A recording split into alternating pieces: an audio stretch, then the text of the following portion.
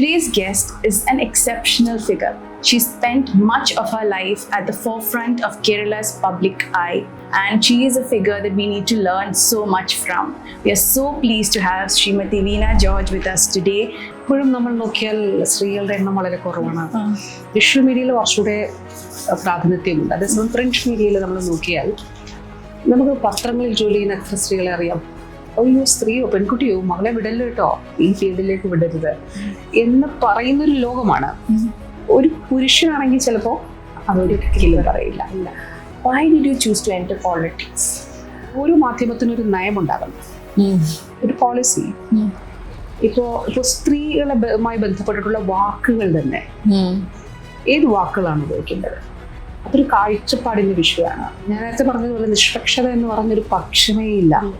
ഒരു മാധ്യമ സ്ഥാപനത്തിൻ്റെ പോളിസി എന്നുള്ളതിനെ നിർണ്ണയിക്കുന്നത് ആ മാധ്യമ സ്ഥാപനത്തിൻ്റെ ക്യാപിറ്റൽ ഇൻവെസ്റ്റ്മെൻറ്റ് ആരുടേതാണ് എന്നുള്ളതാണ്. എല്ലാ മാധ്യമങ്ങൾക്കും രാഷ്ട്രീയ പക്ഷങ്ങളുണ്ട്.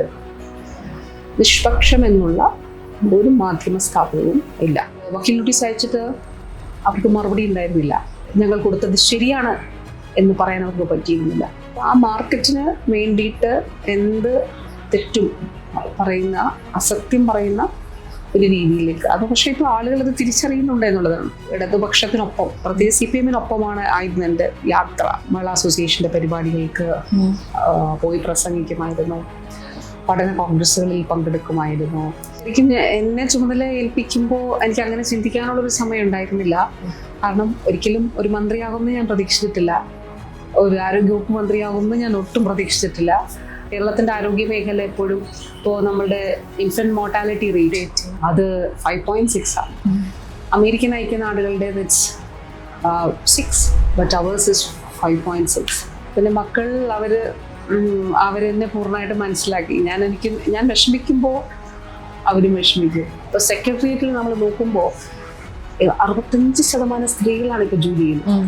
ഇത്തരത്തിൽ നേരത്തെ പറഞ്ഞില്ല, IT മേഖലയിലേക്ക് ഒരു തൊഴിൽ, ഒരു നീതി നിഷേധം, അതിനെതിരെയുള്ള ഒരു പൊതു മൂവ്മെന്റ് തന്നെ ഉണ്ടാകണം. പ്രസവിക്കാൻ പോകുന്നു അല്ലെങ്കിൽ കുഞ്ഞിന് ജന്മം നൽകാൻ പോകുന്ന ഒരു ഘട്ടത്തിൽ അവർ നിർബന്ധിതമായിട്ട് രാജിവെച്ചു പോകാനൊരു സാധ്യതയുണ്ടാവും.